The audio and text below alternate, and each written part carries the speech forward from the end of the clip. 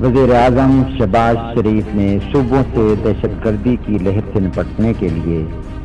ہر ممکن اقدامات اٹھانے کی ہدایت کی ہے۔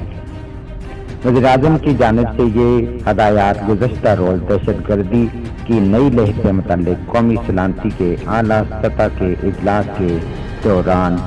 آئی جی پنجاب اور چیف سیکرٹری کی جانب سے صورتحال کی خوفناک منظر کشی کے بعد جاری کی گئیں۔ سیکورٹی اجلاس کی صدارت کرتے ہوئے وزیر اعظم نے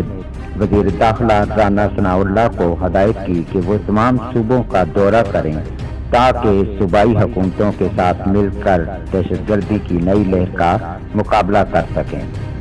انہوں نے وفاقی وزارت داخلہ اور صوبائی حکومتوں کو ہدایت کی کہ انسداد دہشت گردی کے محکموں کو نئے سرے سے فعال کیا جائے، سیکورٹی اہلکاروں کو جدید ترین ہتھیاروں اور آلات سے لیس کیا جائے،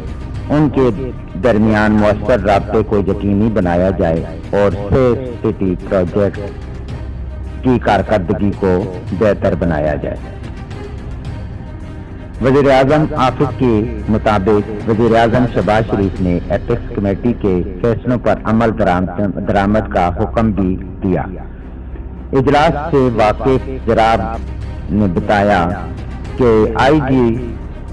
پنجاب اور چیف سیکرٹری نے اجلاس کو آگاہ کیا کہ ملک کے بڑے شہروں اور خصوصاً پنجاب میں شرط پسند داخل ہو چکے ہیں۔